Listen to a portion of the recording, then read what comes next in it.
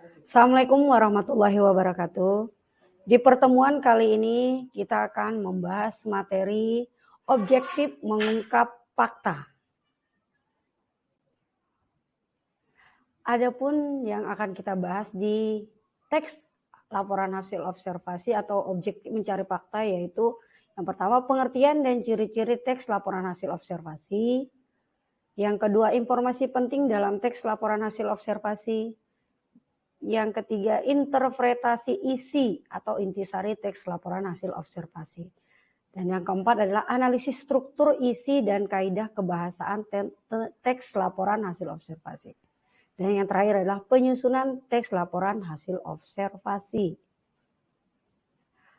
Adapun pengertian teks hasil observasi yaitu teks hasil observasi atau report berisi informasi penjabaran umum mengenai sesuatu yang didasarkan pada hasil kegiatan observasi.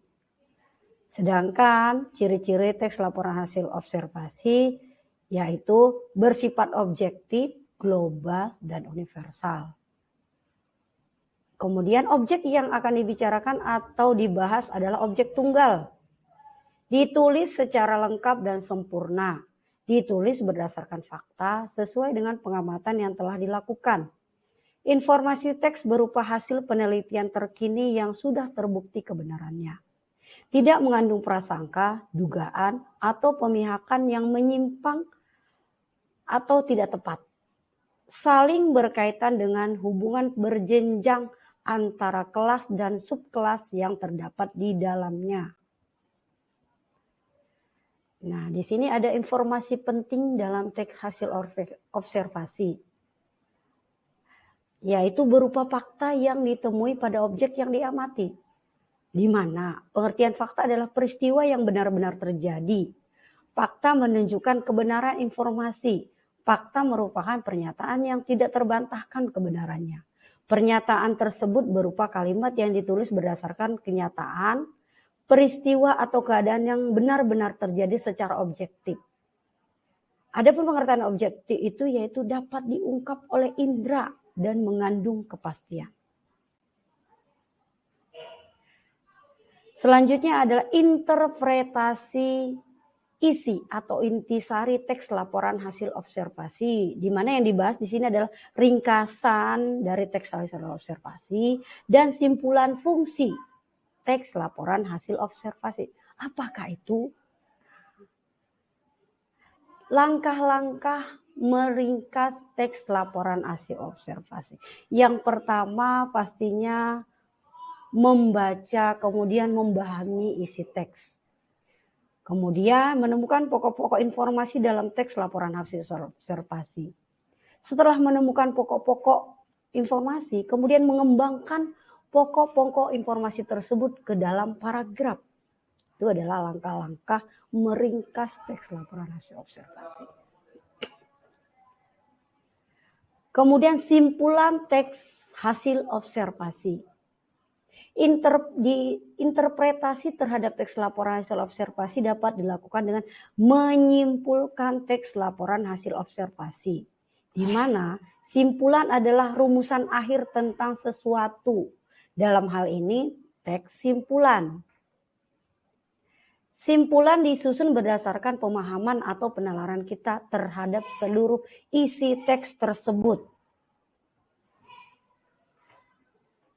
Kemudian analisis struktur isi dan kaidah kebahasaan teks hasil observasi. Yang pertama adalah struktur teks laporan hasil observasi. Kemudian kaidah teks laporan hasil observasi. Di sini struktur teks hasil observasi itu ada 5. Yang pertama adalah definisi umum, di mana definisi umum itu merupakan pembukaan yang berisi pengertian mengenai sesuatu yang dibahas di dalam teks. Yang kedua, definisi bagian. Definisi bagian adalah bagian yang berisi ide pokok dari setiap paragraf atau penjelasan terperinci. Yang ketiga, definisi manfaat atau perilaku. Definisi manfaat di sini adalah bagian yang menjelaskan manfaat dari sesuatu yang dilaporkan, biasanya untuk benda mati. Sementara itu, untuk mendefinisikan benda hidup, definisi yang digunakan adalah definisi perilaku. Dan yang terakhir adalah penutup atau simpulan. Penutup atau simpulan merupakan bagian rinci akhir teks laporan hasil observasi. Penutup dapat berisi berupa simpulan, berupa tanggapan atau interpretasi penulis tentang objek yang dibahas. Penutup atau simpulan bersifat opsional, artinya boleh ada, boleh tidak. Adapun isi dan pembahasan kaidah teks laporan dan observasi itu yaitu yang pertama afiksasi, kemudian kalimat definisi dan kalimat deskripsi, dan yang terakhir adalah kalimat simpleks atau kalimat kompleks. Nah, sini adalah bagaimana cara menyusun teks laporan observasi. Yang pertama, menentukan gagasan pokok, kemudian gagasan penjelas, dan menyusun laporan hasil observasi. Menyusun teks laporan hasil observasi dengan memperhatikan isi dan kaidah kebahasaan tentunya. Gagasan pokok dan gagasan penjelas dalam menyusun teks laporan hasil observasi yaitu adalah sebuah tulisan atau teks terdiri atas gagasan pokok dan gagasan-gagasan penjelas. Sebelum menyusun teks laporan hasil observasi, Anda diharuskan menentukan gagasan pokok, gagasan penjelas dari teks laporan hasil observasi yang akan Anda susun.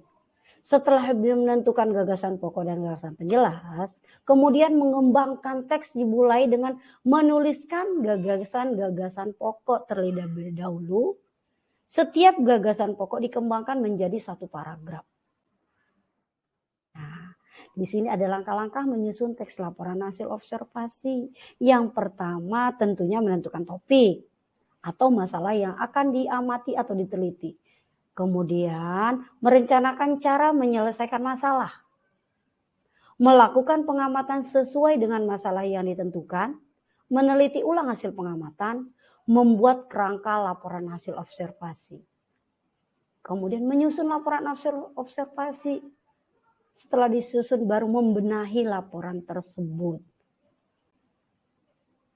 Sekian untuk materi teks hasil observasi kali ini. Assalamualaikum warahmatullahi wabarakatuh.